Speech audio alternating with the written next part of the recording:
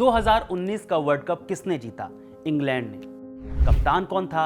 Eoin Morgan. लेकिन क्या आप जानते हैं कि मॉर्गन ने अपना पहला वर्ल्ड कप इंग्लैंड के लिए नहीं, आयरलैंड के लिए खेला था? सवाल यह है कि आयरलैंड का एक खिलाड़ी इंग्लैंड का कप्तान क्यों बना? इसका जवाब छिपा है आयरलैंड की कहानी में। एक ऐसी कहानी जहां क्रिकेट को दुश्मनों का खेल मानकर 70 साल तक बैन कर दिया गया। एक ऐसी कहानी जहां से निकलकर एक छोटी सी टीम ने पाकिस्तान, इंग्लैंड और वेस्ट इंडीज जैसी टीमों को वर्ल्ड कप में धूल चटाई। यह कहानी है नफरत, जुनून और क्रिकेट की सबसे बड़ी अंडरडॉग स्टोरीज में से एक। कहानी शुरू होती है साल 1792 से।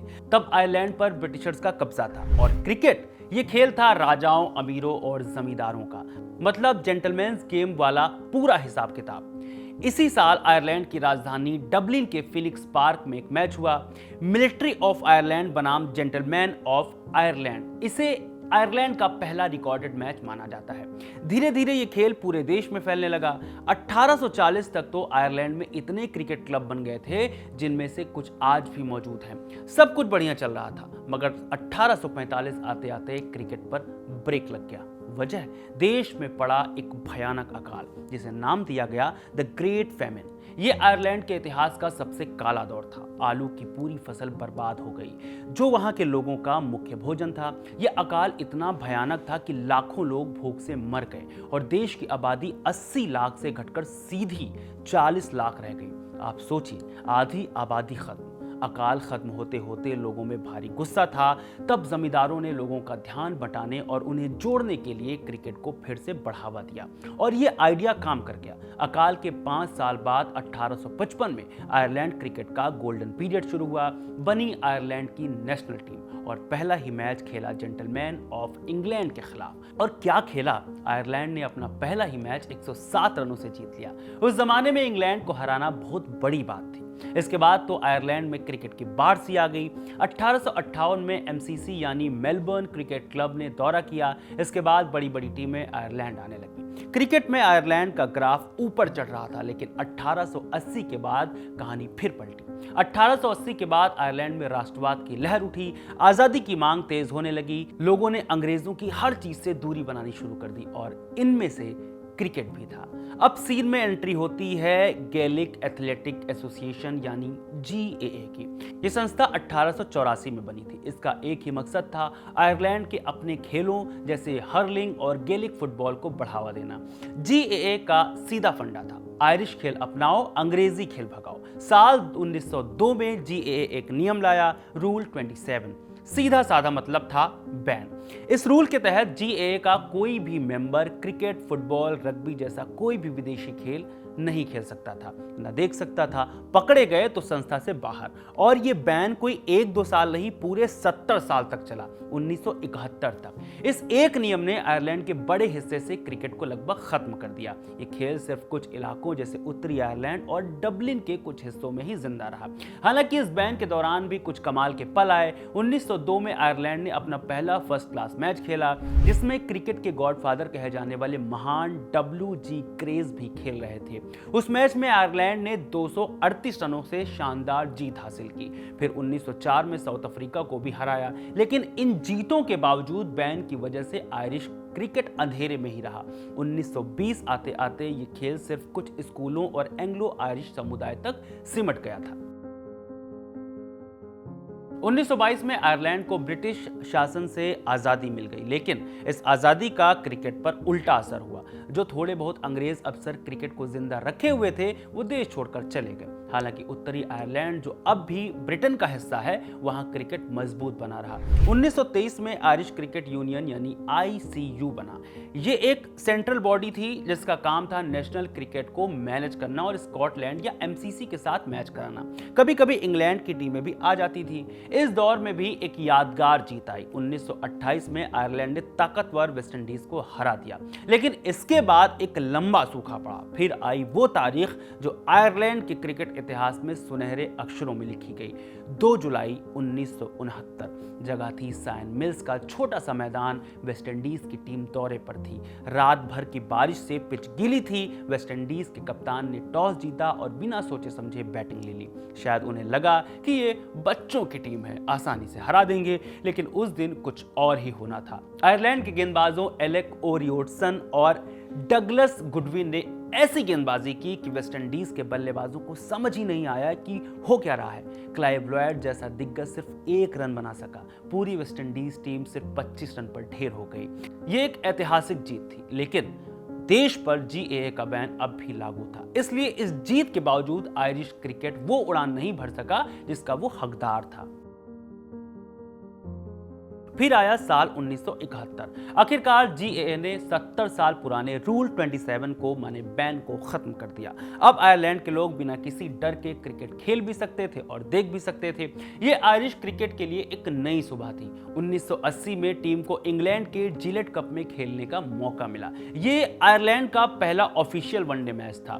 भले ही टीम हार गई, पर यह एक बड़ी शुरुआत थी। 1993 में आयरलैंड को आईसीसी की मेंबरशिप भी मिल गई और फिर आया 2000 का दशक और यहीं से उस नई पीढ़ी की एंट्री हुई जो आयरलैंड क्रिकेट का भविष्य बदलने वाली थी। 2004 के अंडर 19 वर्ल्ड कप में कुछ युवा लड़के खेले। नाम सुनिए, विलियम पोर्टरफील्ड और इयॉन मॉर्गन। जी हां, वही मॉर्गन जो आगे चलकर इंग्लैंड के कप्तान बने।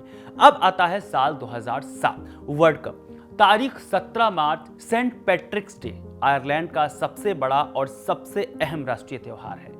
मैच था पाकिस्तान के खिलाफ। सामने थी पाकिस्तान की तगड़ी टीम, इंजमामुल हक, यूनुस खान, मोहम्मद यूसुफ। लेकिन उस दिन आयरिश गेंदबाजों पर जुनून सवार था। उन्होंने पाकिस्तान को सिर्फ 132 रन पर समेट दिया। बारिश की वजह से टारगेट 128 रन का हो गया। जवाब में आयरलैंड की शुरुआत खराब रही, लेकिन फिर नील ओब्रायन ने 72 रनों की शानदार पारी खेली और आखिर में कप्तान ट्रेंट जॉनसन ने अजहर महमूद की गेंद पर ऐसा छक्का मारा कि गेंद स्टेडियम के बाहर और पाकिस्तान वर्ल्ड कप के बाहर। इस जीत ने दुनिया को बता दिया कि आयरलैंड की टीम आ चुकी है, लेकिन असली पिक्चर तो अभी बाकी थी। साल 2011 वर्ल्ड कप, जगह बेंगलुरु का चिन्ना स्वामी स्टेडियम। इंग्लैंड ने पहले बैटिंग करके 327 रन का पहाड़ खड़ा कर दिया। जवाब में आयरलैंड का स्कोर 111 पर 5 विकेट। टीवी बंद करने वाला स्कोर था। सबने मान लिया कि मैच खत्म, लेकिन फिर मैदान पर आया एक तूफान, नाम केविन ओब्रायन। गुलाबी बाल और इरादे फौलादी। केविन ने इंग्लैंड के बॉलर्स की ऐसी कुटाई शुरू की कि उन्हें समझ नहीं आया कि गेंद डालें कहां। एक के बाद एक चौके छक्के, देखते ही देखते सिर्फ 50 गेंदों में वर्ल्ड कप इतिहास की सबसे तेज सेंचुरी ठोक दी। उनकी 113 रनों की पारी ने इंग्लैंड से मैच छीन लिया। आयरलैंड ने 328 का टारगेट चेज करके इतिहास रच दिया। 2015 वर्ल्ड कप में भी यही कहानी दोहराई गई, जब आयरलैंड ने वेस्टइंडीज को हराया। लगातार 3 वर्ल्ड कप में 3 बड़ी बड़ी टीमों को पटखनी। इन जीतों ने दुनिया को दिखा दिया कि आयरलैंड अब छोटी टीम नहीं है और सालों के इंतजार के बाद 22 जून 2017 को वो सपना सच हुआ।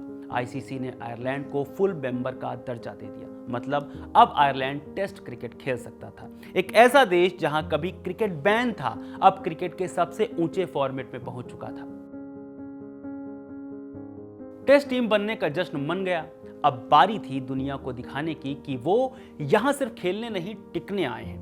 तारीख आई 11 मई 2018। आयरलैंड अपना पहला टेस्ट मैच खेलने उतरा पाकिस्तान के खिलाफ, लेकिन शुरुआत अच्छी नहीं रही। पहला दिन बारिश में धुल गया। जब मैच शुरू हुआ तो लगा सपना टूट जाएगा।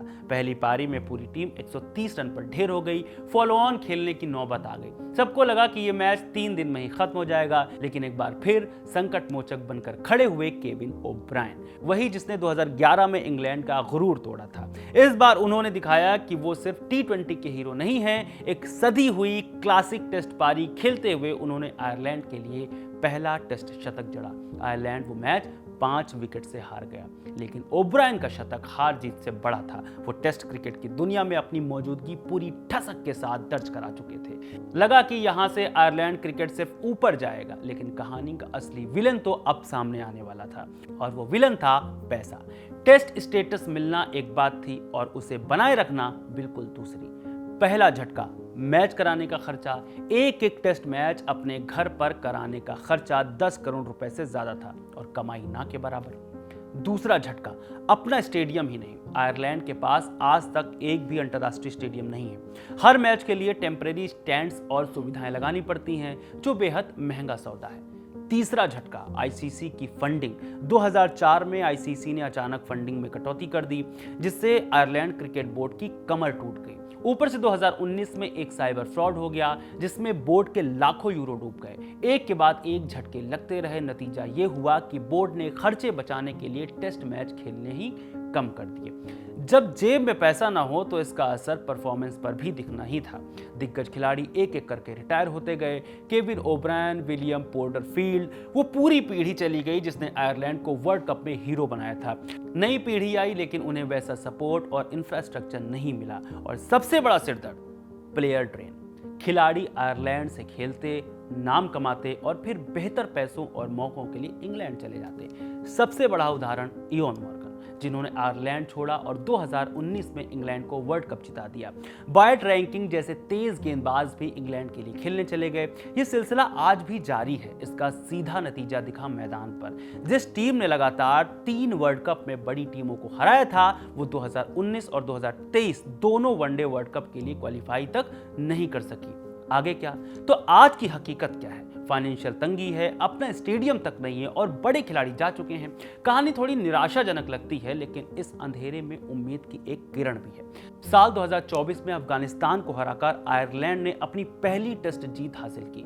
ये एक ऐतिहासिक पल था जिसने बताया कि इस टीम में जुनून अब भी बाकी है। आज भी टीम में हैरी टेक्टर, कर्टिस कैम्पर और लॉर्कन टकर जैसे शानदार युवा टैलेंट है। लेकिन सबसे बड़ी जरूरत है पैसे और इंफ्रास्ट्रक्चर की, ताकि वो अपने टैलेंट को देश में रोक सके। आयरलैंड की ये फिल्मी कहानी आपको कैसी लगी?